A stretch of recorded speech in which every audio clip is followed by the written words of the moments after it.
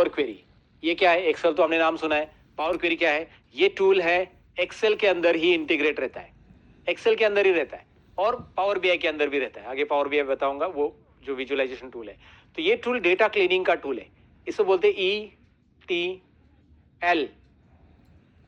ETL का मतलब होता है extract, transform and load. ETL, मेरी हैंडराइटिंग खराब आ रही क्योंकि मैं माउस से लिख रहा हूं, लेकिन हैंडराइटिंग नहीं, भावनाओं को समझो।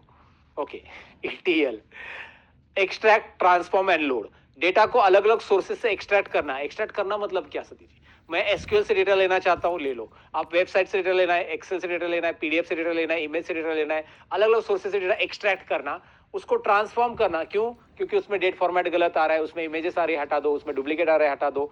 सब ट्रांसफॉर्मेशन करो और उसको लोड करो। कहां पे लोड करो? अगर उसको एक्सेल में एनालिसिस करना है एक्सेल में, और उसको पावर बीआई में एनालिसिस करना है तो पावर बीआई में, तो वो लोड करना। ETL ये पावरफुल टूल है, इसका नॉलेज होना ही चाहिए। किसी भी डेटा एनालिस्ट को पूछो ETL क्या, they can explain you.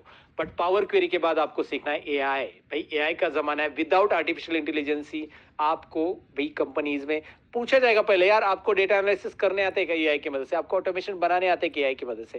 And that is what you are really going to learn in this, that is what you have to learn it, I mean to say. So artificial intelligence का knowledge चाहिए, and then Microsoft Power BI, this is a powerful visualisation tool जो Microsoft का है।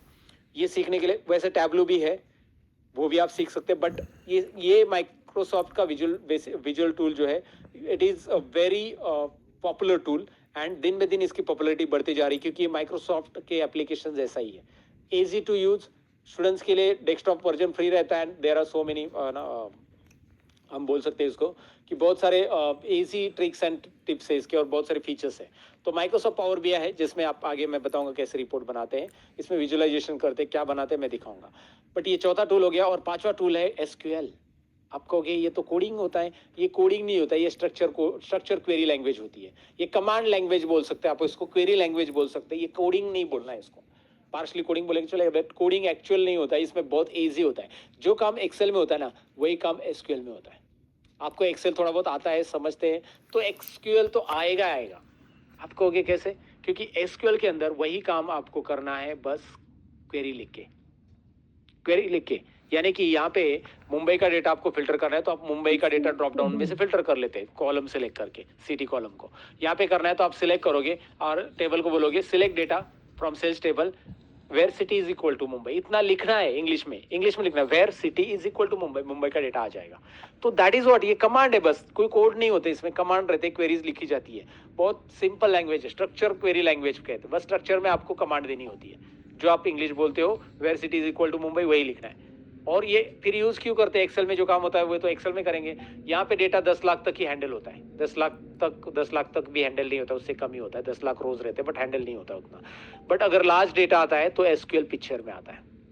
बहुत बड़ा data, million में data आ जाता है, आपके पास 1 करोड़ का डेटा है, यानी 10 मिलियन का डेटा है, that SQL can handle. So that's why SQL we need to learn. And ये 5 टूल सीखने के बाद आप डेटा एनालिस्ट बन जाओगे। यस, डेटा एनालिस्ट का टाइटल आपको मिलता है। आप कहोगे एक टूल तो बाकी है, लेकिन जिनके पास इन 5 टूल का नॉलेज है वो भी डेटा एनालिस्ट का टाइटल ले सकते हैं। लेकिन अगर आपके पास एडवांस नॉलेज चाहिए, एक्सपर्ट डेटा एनालिस्ट आपको बनना है, जहां पे आपको कंपटीशन में आगे रहना है, तो आपके पास पाइथन का भी नॉलेज होना चाहिए। पाइथन या R लैंग्वेज, दोनों में से एक।